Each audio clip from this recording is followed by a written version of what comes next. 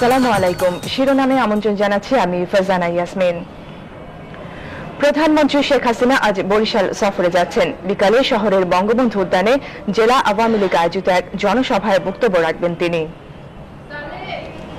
BNP senior vice chairman Tarique রহমানকে 21 August grenade হামলা মামলায় জড়ানোর প্রতিবাদে আজ দেশব্যাপী প্রতিবাদ সমাবেশ করবে প্রধান বিরোধী দল বিএনপি। সোমবার দলের কেন্দ্রীয় কার্যালয়ে এক সংবাদ সম্মেলনে এই কর্মসূচির ঘোষণা করেন দলের ভারপ্রাপ্ত মহাসচিব মির্জা ফখরুল ইসলাম আলমগীর। কিছুক্ষণ আগে শুরু হয়েছে সুপ্রিম কোর্ট আইনজীবী সমিতির 2 দিন ব্যাপী নির্বাচন। বিএনপি ও সমমনা দল সমর্থিত প্যানেল এবং আওয়ামী লীগ সমর্থিত সম্মিলিত আইনজীবী সমন্বয় পরিষদের প্যানেলের পাশাপাশি দল নিরপেক্ষ প্যানেলও এই নির্বাচনে অংশ নিচ্ছে। মোট 3829 জন ভোটার তাদের নেতা নির্বাচনে ভোট দেবেন। আগামীকাল বিকেল 5টা পর্যন্ত ভোট গ্রহণ চলবে। 6 দফার দাবিতে আজ সকাল থেকে মংলা বন্দরে শিপিং কর্মচারীদের লাগাতার ধর্মঘট শুরু হয়েছে।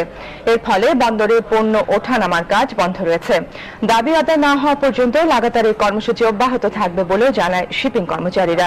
এদিকে এই কর্মসূচির সাথে একাত্মতা ঘোষণা করেছে বন্দরের উইঞ্চম্যান শ্রমিকেরা। এবারে খেলার খবর, ক্রিকেট।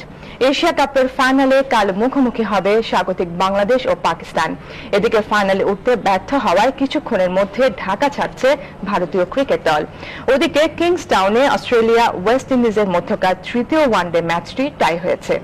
ফুটবল, লা লিগায় আবারও হ্যাট্রিক করেছেন আর্জেন্টাইন সুপারস্টার লিওনেল মেসি। আর এই সুবাদে তার দল বার্সেলোনা 5-3 গোলে হারিয়েছে গ্রানাডাকে। 12টার মধ্যাহ্নের খবর দেখার আমন্ত্রণ জানিয়ে শেষ করছি শিরোনাম। ধন্যবাদ সবাইকে।